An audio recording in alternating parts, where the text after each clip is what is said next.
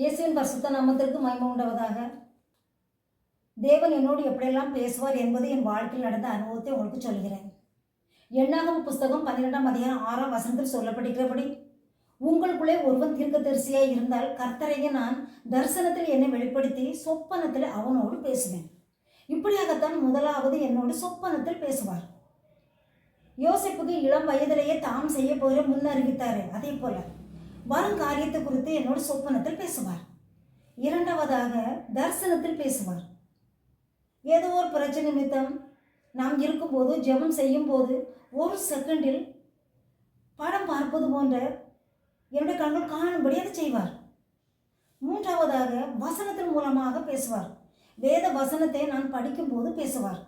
வெளியிலே செல்லும் போது சுவர்களிலே வசனம் எழுதி இருப்பதை என்னுடைய கண்கள் காணும்படி செய்வார். ஊழியக்காரர்களை கொண்டு பேசுவார். பாடல் மூலமாக பேசுவார். நான்காவதாக அவருடைய சத்தம் என் காதில் கேட்கும்படி பேசுவார். நானும் ஏதோ ஒரு பிரச்சனை நிமித்தம் பயப்பட்டு கலங்கி நிற்கும்போது காலொன்றி நில் இந்த சத்தம் மாத்திரம் என் காதில் கேட்கதை நான் நிறைய தடவை கேட்டிருக்கிறேன். இப்படியாக பேசுவார். ஐந்தாவதாக தம்மை வெளிப்படுத்தி பேசுவார். எனக்கு முன்பாக நின்று நேரே அவள் சாயல் காணத்தக்கதாக நான் அறிந்து கொள்ளத்தக்கதாக என்று பேசுவார். பிரியமானவர்களே, எல்லாருக்கும் விருப்பங்கள், ஏக்கங்கள், ஆசைகள் இருக்கும். இந்த இயேசு என்னுடைய வாழ்க்கை குறித்தும் என்னை குறித்தும் என்னோடு ஏதோ ஒரு வழியில் பேச மாட்டாரா என்று.